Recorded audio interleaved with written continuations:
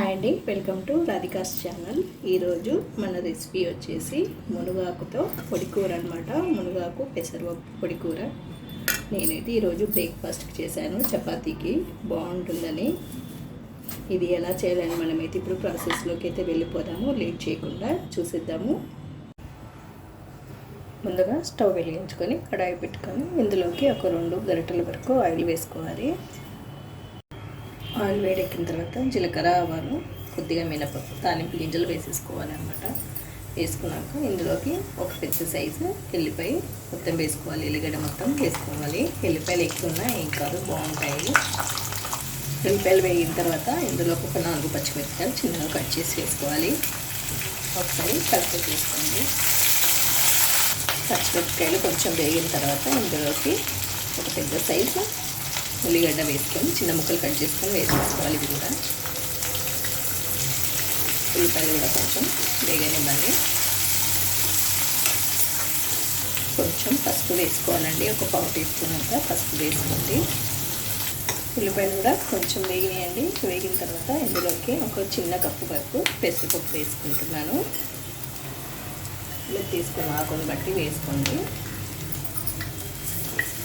ఎన్నో ఆరోగ్య ప్రయోజనాలు ఉన్న ఈ మునగాకు చాలా మంచిదండి. 15 రోజులకు ఒకసారన్నా మినిమం తీసుకుంటే చాలా మంచిది హెల్త్కి.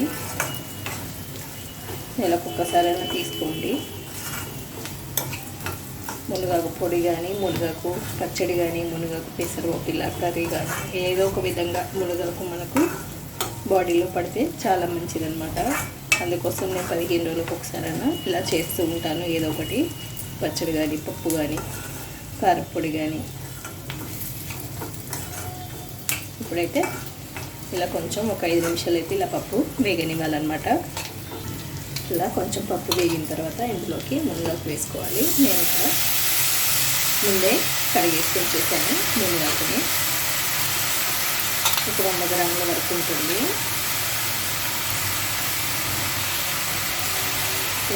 మగ్గిపోవాలండి ఒక 5 నిమిషాలు.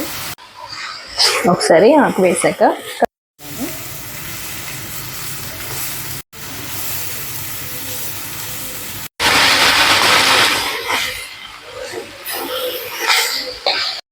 ఇలా ఆకంతా ఒకసారి కలుపుకున్న తర్వాత ఇందులోకి ఒక 3 కానీ 4 కానీ టమాటాలు, పెద్ద సైజు టమాటాలు చిన్న ముక్కలుగా కట్ చేసి వేసేసుకోవాలి. ఈ మునగాకులో టమాటా వేస్తేనే బాగుంటుందండి. టమాటా వేసుకుంటే అంత టేస్ట్గా ఉండదు అన్నమాట. అందుకోసం టమాటా వేసుకుంటేనే బాగుంటుంది. టమాటాలు వేసాక కొంచెం మగ్గనివ్వాలి. కొంచెం వాటర్ వేసుకోవాలి. టమాటాలు వేసాక కొంచెం వాటర్ వేసుకోవాలి. ఇప్పుడు పప్పు ఉడికే వరకు మూత పెట్టేసి మగ్గనివ్వాలన్నమాట. పప్పు మొత్తం ఉడికిపోవాలి. ఇప్పుడు ఒకసారి కలుపుకుందామండి. మధ్య మధ్యలో కలుపుకుంటూ ఉండాలి పప్పు ఉడికే వరకు, లేదంటే అడుగంటే ఛాన్స్ ఉంది. ఇలా ఒకసారి కలుపుకొని మళ్ళీ ఒకసారి మూత పెట్టేసి మగ్గనిద్దాము. ఒకసారి చూసేద్దాం. ఉడికిపోయిందండి. ఇలా పొడి పొడిగానే ఉండాలి. మనం ఇలా చేసేది పొడి పప్పు కాబట్టి ఇలా పొడి పొడిగా ఉండాలి, మెత్తగా అవ్వద్దు. ఇప్పుడు ఇందులోకి ఉప్పు వేసేసుకుందాము. రుచికి సరిపడా ఉప్పు వేసేసుకోవాలి. అలాగే కొంచెం కారం కూడా వేసుకుందామండి. పచ్చిమిరపకాయలు వేసాక కూడా కొంచెం వేసుకోవాలి. మరొకసారి ఉప్పు వేసేసుకుందాము. ఇలా ఉప్పు కారం వేసుకున్నాక ఒక 5 నిమిషాలు మూత పెట్టి మగ్గనివ్వాలండి. ఉప్పు కారం అంతా పప్పుకు పట్టే విధంగా.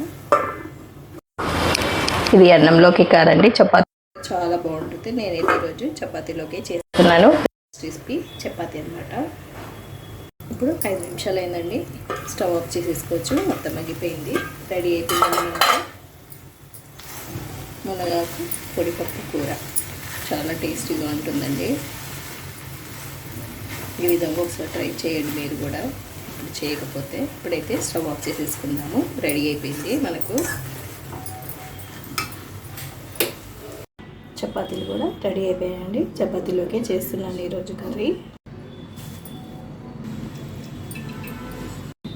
ఇదండి ఇవాళ మన మునగాకు పొడి కూర అనమాట. పెసరపప్పుతో చాలా టేస్టీగా ఉంటుంది. చపాతీకి కానీ అన్నంకి కానీ చాలా బాగుంటుంది. ఈ విధంగా మీరు కూడా ఒకసారి చూడండి.